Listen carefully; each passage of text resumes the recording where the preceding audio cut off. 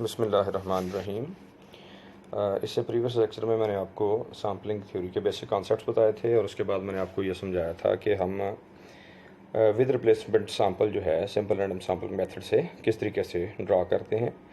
और मैंने previous lecture में आपको सैम्पल साइज़ 2 और सैम्पल साइज़ 3 की सैम्पल सिलेक्शन की एग्जांपल्स भी करवाई थी और उन एग्जांपल्स में मैंने आपको विद रिप्लेसमेंट सैम्पल ड्रा करना जो वो बताए थे।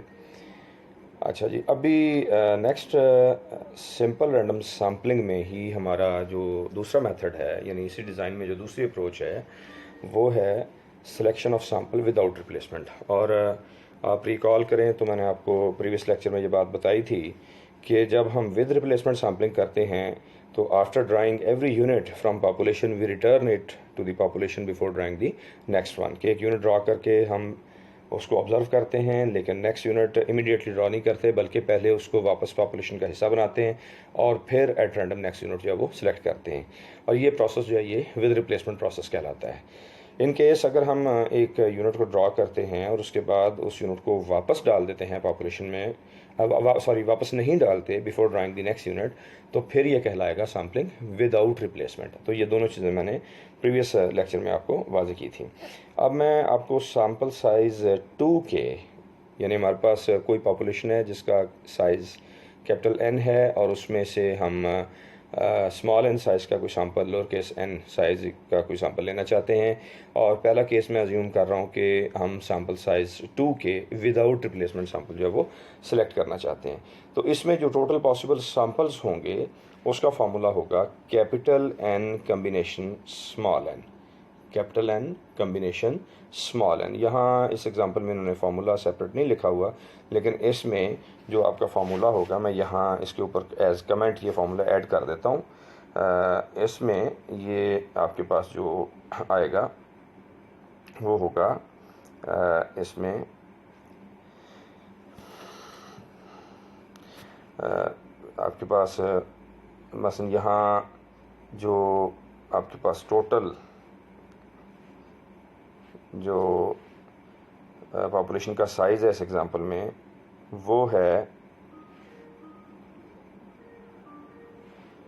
4 और हम इसमें से साइज़ 2 के सैम्पल्स लेना चाहते हैं।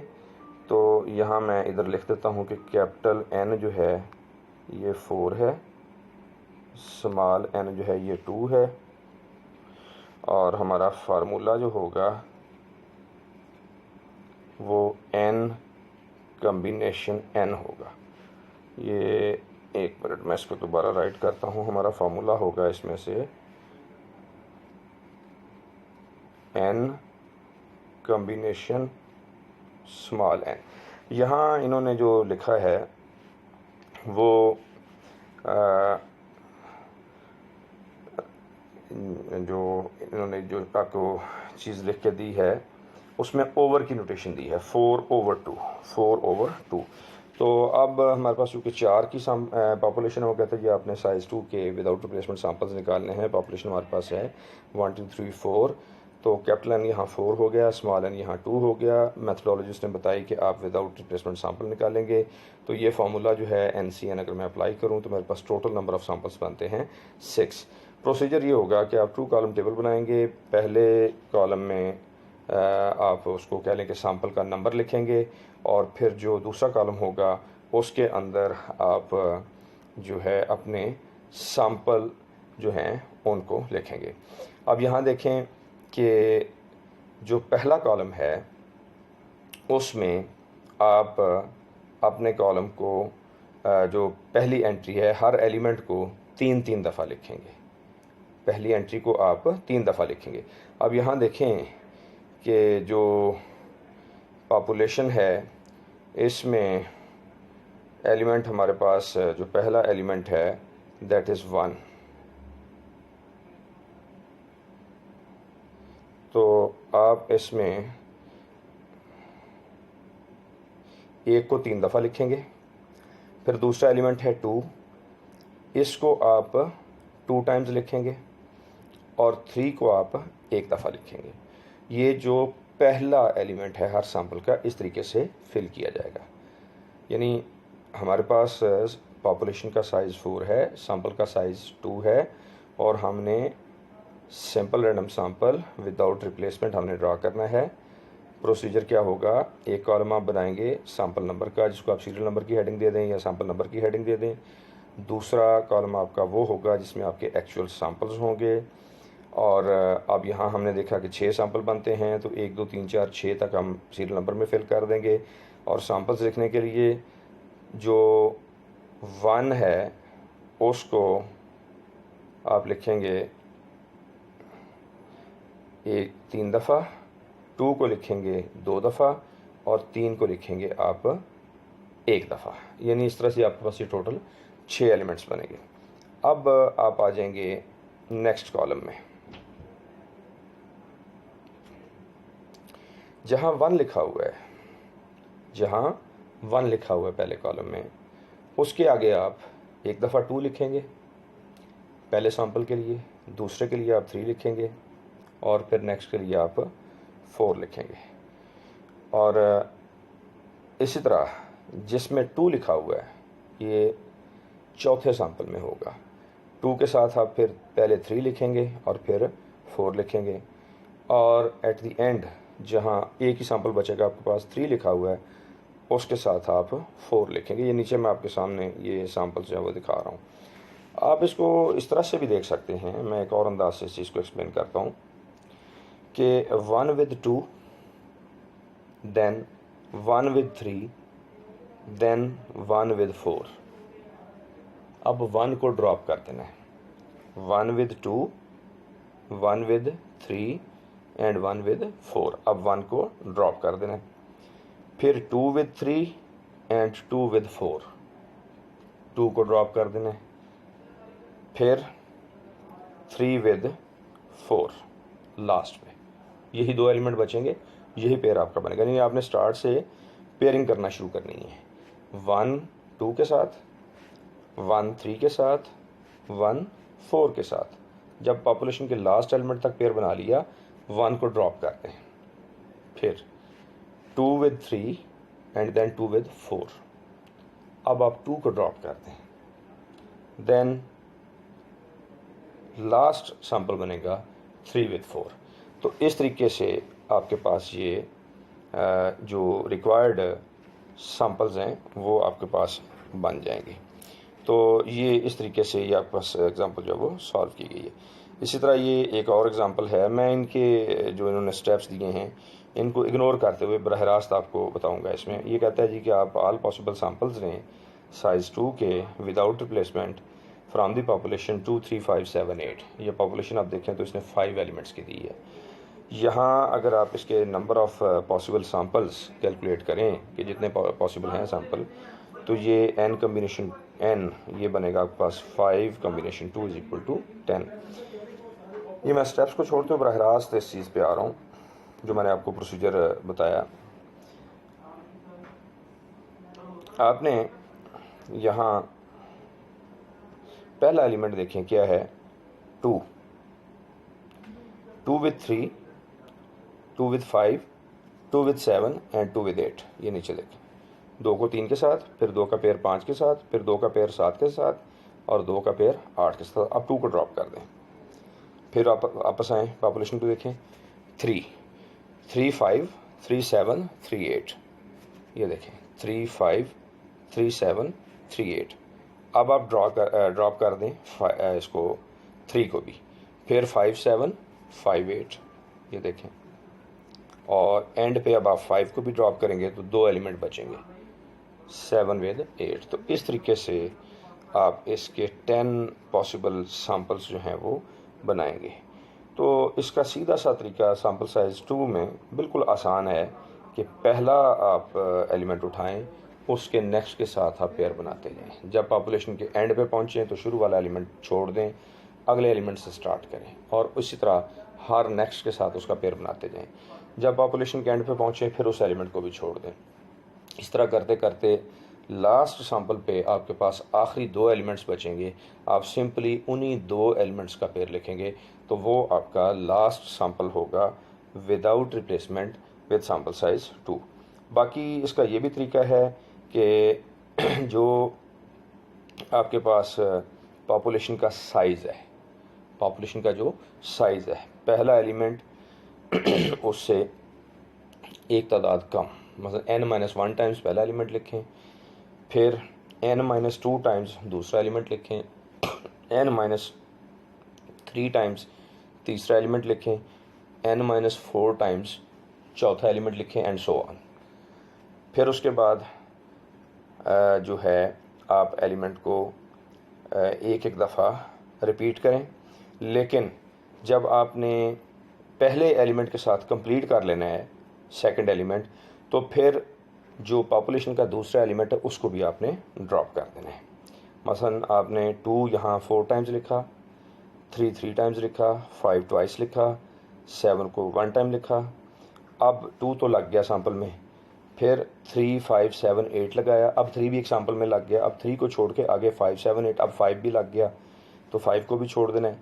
तो फिर आपके पास जो है वो 7, 8 आएगा, अब 7 भी लग गया है तो इसके बाद 7 को भी ड्रॉप कर देना है, अब आपके पास सिर्फ 8 आएगा। तो इस तरीके से मैंने 2 मुख्तलिफ तरीक़ों से आपको बताने की कोशिश की है कि आप कैसे अपने सैम्पल जो हैं वो विदाउट रिप्लेसमेंट जो है वो ड्रा कर सकते हैं। तो ये सैम्पल साइज़ 2 की 2 एग्जांपल्स आपके सामने आ गई। अच्छा, अब इसमें सैम्पल साइज़ 3 का प्रोसीजर थोड़ा सा कॉम्प्लिकेटेड है, वो बहरहाल मैं इसमें आपको एक्सप्लेन कर देता हूँ। इसमें आपने ये करना है कि पहला एलिमेंट है 2, साइज़ हमारा 3 है आप सैम्पल का। अब स्टेटमेंट देखें, वो कहता है take all possible samples of size 3 without replacement from population comprising 2, 3, 5, 7, 8। Capital N 5 है, स्मॉल n 3 है। विदाउट रिप्लेसमेंट सैम्पलिंग करनी है तो टोटल पॉसिबल सैम्पल्स बनेंगे 5 कॉम्बिनेशन 3, ये बन जाएंगे 10 सैम्पल्स। तो यहाँ से जब आप चलेंगे इस चीज़ पे,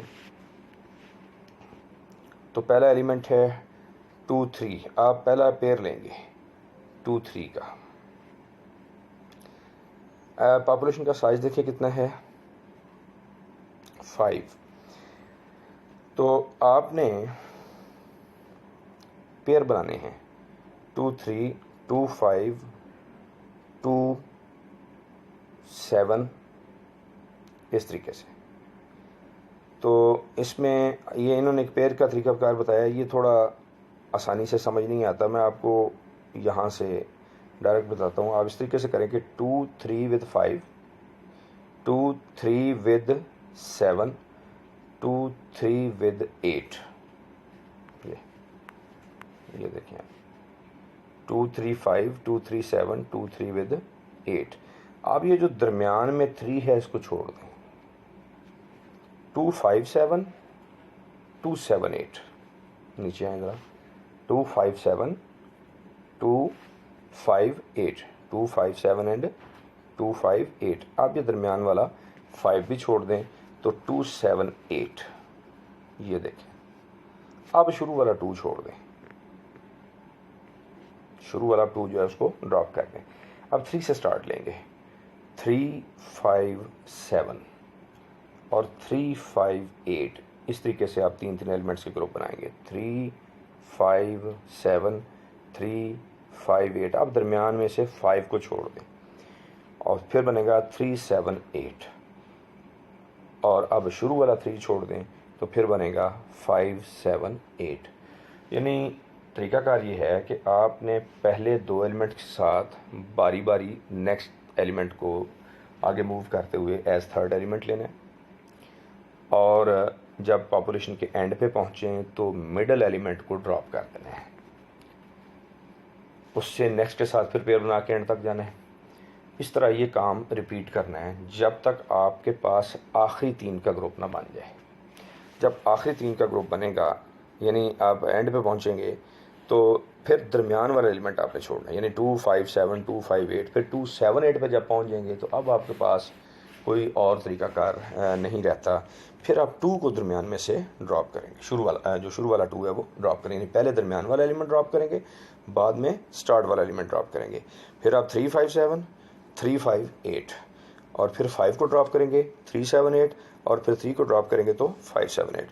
इसका एक ये तरीका है कि जो पहला पेयर है 2 3, इसको आपने 3 दफ़ा लिखना है, दूसरे पेयर को 2 दफ़ा लिखना है, यानी 2 का 3 के साथ, 2 का 5 के साथ और 2 का 7 के साथ, दो दो के आपने पेयर बनाने हैं पहले।